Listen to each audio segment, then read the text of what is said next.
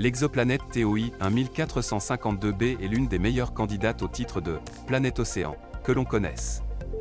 Elle représente une cible de choix pour le télescope spatial James Webb car elle est située à seulement 100 années-lumière du système solaire.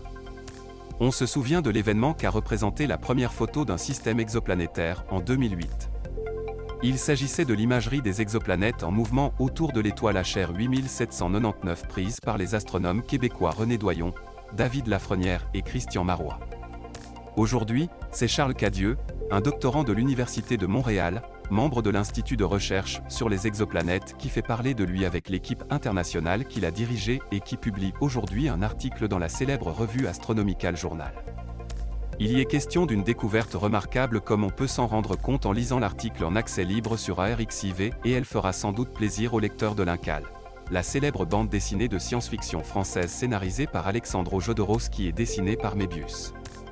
Ils ne manqueront pas de penser à la planète prison d'Aquan puisque les astronomes font aujourd'hui état de la découverte à seulement 100 années-lumière de la Terre de ce qui semble bien être une planète océan. Représentation de l'exoplanète TOI 1452b, une petite planète potentiellement recouverte d'eau révélée par une équipe internationale de chercheurs dirigée par Charles Cadieux, doctorant à l'Université de Montréal et membre de l'Institut de recherche sur les exoplanètes. Benoît Goujon, Université de Montréal. L'astre prétendant à ce titre s'appelle TOI 1452b et, comme son nom le laisse deviner, il a été initialement débusqué par le satellite TESS de la NASA en utilisant la méthode de transit. Cette méthode fournit un rayon et une période orbitale pour une exoplanète. On peut la compléter en déterminant une masse à l'aide de la méthode des vitesses radiales.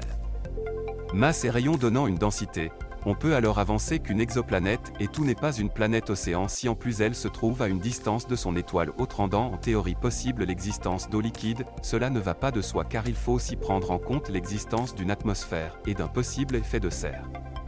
TOI 1452b se trouve dans la constellation du Dragon mais avant de conclure qu'il s'agissait peut-être d'une planète océan, il a fallu vérifier déjà qu'elle existe.